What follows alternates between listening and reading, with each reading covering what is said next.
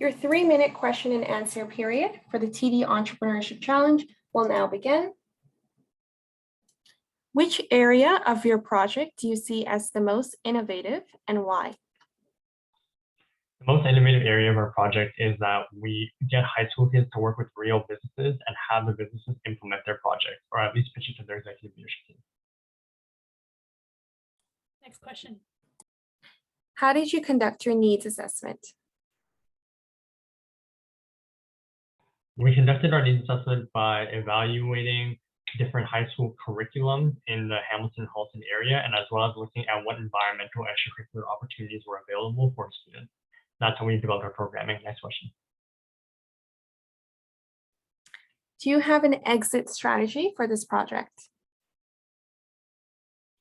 Pass. Please explain why you chose to part with another organization, if applicable. We decided to partner with Burlington Food Bank and Burlington Green Youth Network for that element of real-world business leaders for their industry knowledge, and they provide the skills or the knowledge that the youth will use to then develop their skills and build a real-world solution to the real-world problem. Next question. How did you develop the curriculum or content for your program? Did you engage any partners?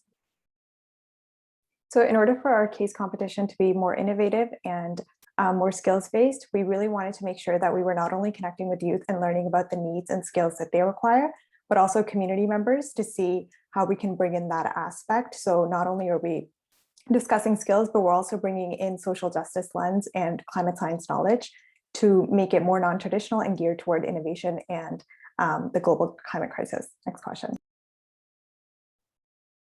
How do you measure the long-term impact of your project on participants/businesses? We measure the long-term impact by looking at the number of solutions that are pitched to the executive leadership team, and we measure it by also looking at the implementation of these solutions into real life. Next question. How did you define success for this project? We defined success for this project by looking at whether participants were able to have an increase in business and client competency and whether there was an increase in inter-community collaboration. Next question. What was the biggest challenge you faced when implementing this project, and how did you overcome it? The biggest challenge was overcoming the virtual restrictions due to the pandemic.